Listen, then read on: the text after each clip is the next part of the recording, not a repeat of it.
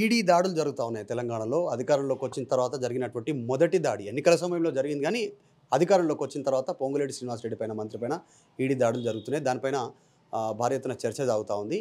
కేటీఆర్ కూడా కొద్దిసేపటి క్రితం ట్వీట్ చేశారు. ఈడీ దాడులు జరుగుతుంటే బీజేపీవోళ్ళు నోరు మెదపట్లేదు. కాంగ్రెసోళ్ళు దాని గురించి మాట్లాడట్లేదు. రాష్ట్రంలోనే అత్యంత సంపన్నమైనటువంటి మంత్రి, రాజకీయ నాయకుడు ఇంటిపైన 3 రోజులు సోదాలు చేసి దాని గురించి ఒక్కరు నోరు మెదపట్లేదు అని. అత్యంత సంపన్నమైన నాయకుడు బీఆర్ఎస్ పార్టీతోనే ఉండే మొన్నటి వరకు కాంగ్రెస్ చేరకముందు. మళ్ళీ కేటీ రామారావు ఆ జవాబు కూడా చెప్పాలి. ఇదే అత్యంత సంపన్నుడని మాట్లాడుతున్న మంత్రి పైన ఆ మంత్రి కంపెనీకి కాంట్రాక్ట్లు ఇచ్చింది ఎవరు? బీఆర్ఎస్ పార్టీ ఇవ్వలేదా? వైఎస్ఆర్సీపీ పార్టీ ఇవ్వలేదా? ముందు కేటీఆర్ ఆ జవాబు చెప్పు. అసలు ఈడీ దాడులు కేటీఆర్ ఇంటిపైన జరగాల, హరీష్ రావు ఇంటిపైన జరగాల, కవిత పైన ఎట్లాగా కేసు వచ్చి లోపలికి వచ్చి మా చెల్లెమ్మ ఇప్పుడే బయటకు వచ్చింది, సరే ఇప్పుడు ఆమె గురించి మాట్లాడే అవసరం లేదు. కేసీఆర్ ఫామ్ హౌస్ పైన జరగాలి. వీళ్ళ ఫామ్ హౌస్ల పైన జరిగితే ఎన్ని వందల కోట్లు బయటకు వస్తాయనేది బయటపడుతుంది. మీరు రాసి పెట్టుకోండి. ఆర్టీవీ వాళ్ళ బీఆర్ఎస్ బీజేపీ కలిసి రేపు భవిష్యత్తులో పోటీ చేయబోతున్నాయి. బీజేపీ కుదిరిన ఒప్పందం ప్రకారంగానే కవిత గారికి బెయిల్ వచ్చింది. బీఆర్ఎస్ బీజేపీ కలిసి తెర వెనకాల పనిచేస్తూ ఉన్నాయి. రేపు తెర ముందుకు వచ్చి పనిచేస్తాయి. గతంలో వాళ్ళ యొక్క ఆలోచన విధానం కూడా ఒకటే ఉండే. కేసీఆర్ మోదీ గారి యొక్క ప్రతి ప్రతిపాదన ప్రభుత్వ పథకాలకి మద్దతు తెలిపిన వ్యక్తి. మోదీ గారితో సెల్ఫీలు దిగి సబ్వే ట్రైన్లలో, మెట్రో ట్రైన్లు తిరిగిన వ్యక్తి కేటీ రామారావు. సో ముందు మీ బీజేపీ బీఆర్ఎస్ యొక్క భాగవతం, ప్రేమ అనురాగాలు బయటికి వస్తూ ఉంటుంటాయి. మీరు ట్వీట్ చేసే ముందు తమ్మి తారక రామారావు, నువ్వు రాజకీయం రాకముందు నీ ఆస్తి ఎంత, 2 ఎమ్మెల్యే కాకముందు ఆస్తి ఎంత, 2014 తర్వాత బీఆర్ఎస్ పార్టీ ప్రభుత్వం వచ్చినాక మీ ఆస్తులు ఎంత పెరిగినాయి అనేది వీటిపైన విచారణ జరగాలని డిమాండ్ చేస్తూ ఉన్నాం. ఇంకొకటి నేను కోరేది మా ముఖ్యమంత్రి గారిని, కేటీ రామారావు పైన, హరీష్ రావు పైన, వాళ్ళ అనుగులైన కొందరు బిజినెస్ పార్ట్నర్స్ పైన విచారణ జరగాలి.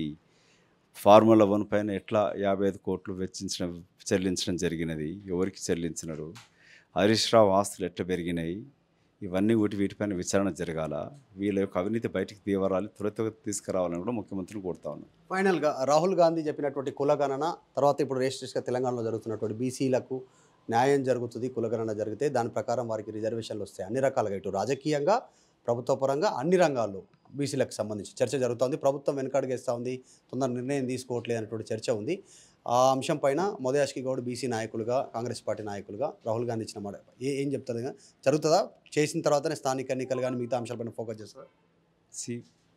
ప్రభుత్వం ఏం చేస్తుందనేది మంత్రి పొన్నం ప్రభాకర్ చెప్తా ఉన్నట్టున్నాడు. రాహుల్ గాంధీ విధి విధానం జనగణన జరగాల్సిందే. సమాజంలో ఉన్న ఎక్స్రే లాగా తీసి ఏ కులం, బీసీ, ఎస్సీ, ఎస్టీ, అగ్ర కులాలు ఎంత జనాభా ఉన్నది, జిస్కి జిత్ని ఆబాది ఉత్ని హక్ అనేది రాహుల్ గాంధీ విధి విధానం.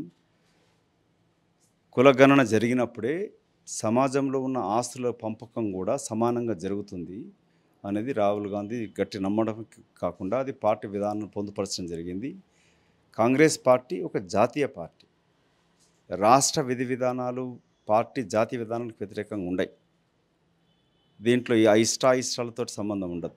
సో రాహుల్ గాంధీ గారు మా సుప్రీం నాయకుడు, వారు తీసుకున్న నిర్ణయాలే రాష్ట్ర ప్రభుత్వం కూడా రేవంత్ రెడ్డి గారి ప్రభుత్వం కూడా అమలు చేసి తీరుతుంది.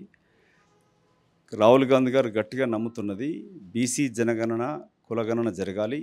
దీంట్లో సమాజంలో ఉన్న వనరులు, ట్యాక్స్ ఎవరు, ఈ ఆస్తి పెంపొందించేవారు, దేశంలో ఆస్తులని, అత్యధిక జనాభా ఉన్న ప్రజలకి వాళ్ళ వాటా ఏంటి, లేక ప్రభుత్వ నిర్ణయాలలో వాళ్ళ సెక్రటరీస్ కానీ దీంట్లో నిర్ణయం చేసే అధికారులలో ఎంతమంది బీసీ, ఎస్సీ, ఎస్టీలు ఉన్నారు, మైనార్టీలు ఉన్నారు, అట్లాగే మీడియా దాంట్లో కూడా ఎంతమంది ఉన్నారు అనేది వాళ్ళు ఈ గణన జరగకపోతే రాహుల్ గాంధీని వ్యతిరేకించినటువంటి చర్చ కూడా మీ పార్టీ నాయకులు చేస్తూ ఉన్నారు. కొద్దిమంది రెడ్డి సామాజిక వర్గానికి సంబంధించిన కాంగ్రెస్ పార్టీ నాయకులు బీసీ కులగణనని అడ్డుకునే ప్రయత్నం చేస్తూ ఉన్నారు. దాన్ని పక్కన పెట్టండి అనేటువంటి జానారెడ్డి అన్నారు మీటింగ్లో ముఖ్యమంత్రితోటి అనేటువంటి చర్చ మీ పార్టీ నాయకులు, ఎమ్మెల్సీ చెప్తా ఉన్నటువంటి సిచ్యువేషన్.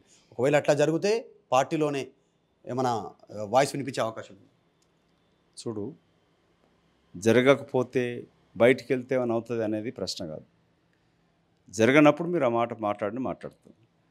కాంగ్రెస్ పార్టీ, రేవంత్ రెడ్డి గారి ప్రభుత్వం, రాహుల్ గాంధీ గారి ఆలోచన విధానానుగుణంగానే పని చేయాల్సి ఉంటుంది, చేస్తుంది. అసలైన తొలి వెలుగు. ఫాలో వాట్సాప్ @తొలి వెలుగు official.